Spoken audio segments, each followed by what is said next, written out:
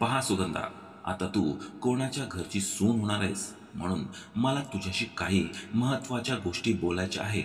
शकुंतलाबाईंनी सुगंधाचा हात धरत म्हटले. इतके ऐकताच सुगंधा क्षणभर थांबली. तिच्या साखरपुड्याला 1 महिना झाला होता आणि लग्नाला अजून 2 महिने बाकी होते.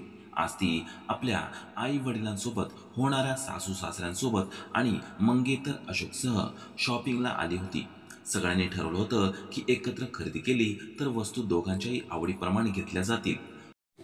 सुगंधास एवढं अपेक्षित नव्हतं की सासूबाई खास तिच्याशी काही बोलू इच्छित आहेत. तिच्या मनात विचार आला, सासू काही मागणी करणार का? कारण जेव्हा लग्न ठरले तेव्हा अशोकचे वडील रामप्रकाशजी यांनी स्पष्ट सांगितले होते की त्यांना हुंड्याच्या नावाने एक पैसाही नको. यामुळे सुगंधा फार आनंदी होती. तिच्या वडिलांची आर्थिक परिस्थिती कमजोर असल्याने याआधी 4 प्रस्ताव हुंड्यामुळे मोडले होते. अशोकला ती पहिल्याच भेटीत आवडली होती. तो गव्हाळ रंगाचा असला तरी बोलण्यात आणि वागण्यात अतिशय समंजस होता. सासूबाई आता काय म्हणणार याचा तिला अंदाज येत नव्हता. तेव्हापासून त्यांच्या फार कमी वेळा सुगंधाशी बोलणे झाले होते. सगळ्यांना वाटत होते की सुगंधाची लॉटरी लागली आहे. चांगला मुलगा, सरकारी नोकरी आणि हुंडा नाही. पण आज सासूंच्या शब्दांनी सुगंधाचे मन थोडे घाबरले. ती विचार करू लागली की साखरपुड्यानंतर काही मागणी निघाली तर? तिच्या वडिलांकडे जास्त काही देण्याची क्षमता नव्हती. शकुंतलाबाईंनी मृदू स्वरात म्हणाल्या, सुगंधा, तुझे पप्पा लग्नात तुला बरेच काही देतील, पण माझं असं म्हणणं आहे की भांडी कपडे न दिले तरी चालतील, पण त्यांनी तुला एक घर द्यायला हवं.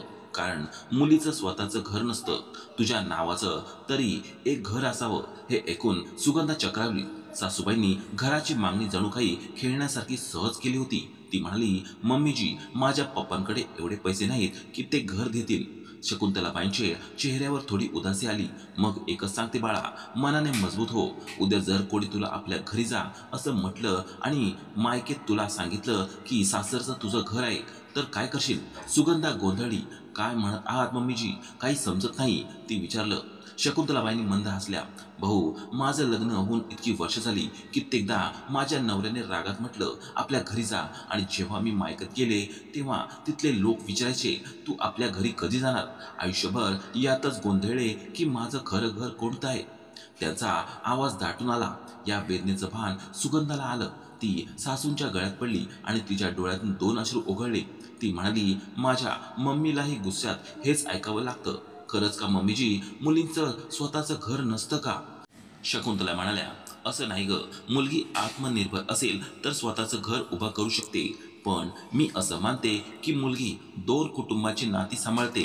तिचे 2 घरे असली पाहिजेत. पण तिच्या वाट्याला बहुतांश वेळा कोणतंच घर येत नाही. तितक्यात रामप्रकाशजी मागून आले आणि म्हणाले, माफ कर शकुंतला, मी कधी तुझी वेदना समजलोच नाही.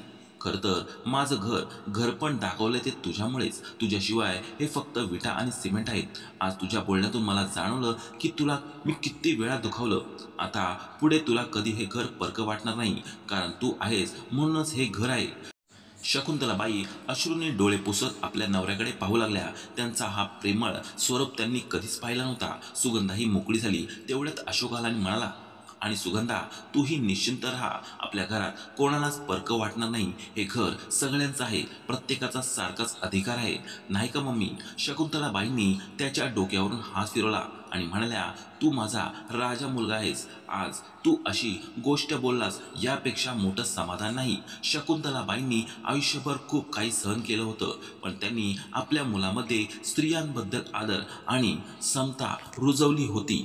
2 महिन्यांनी सुगंधा आणि अशोकचं दणक्यात लग्न झालं. लग्नानंतर अशोकने कधीच सुगंधाशी उंच आवाजात बोललं नाही. तो नेहमी प्रेमाने आणि सन्मानाने वागला. शकुंतलाबाई निश्चिंत झाल्या की त्यांचं संगोपन योग्य होतं. रामप्रकाश देखील रागावर नियंत्रण ठेवू लागले आणि पत्नीशी नम्रपणे वागू लागले. मित्रांनो, मुलीचं सर्वात मोठं वेदनास्थान म्हणजे तिला अनेकदा जाणून दिलं जातं की तिचं स्वतःचं घर नसतं. पण जेव्हा मायका आणि सासर दोन्ही तिचे होतात तेव्हाच ती खरेपण आपल्या घरातले वाटते. जर कथा आवडली असेल तर कमेंट करा आणि मराठी स्टोरी या चॅनलला सबस्क्राईब करा.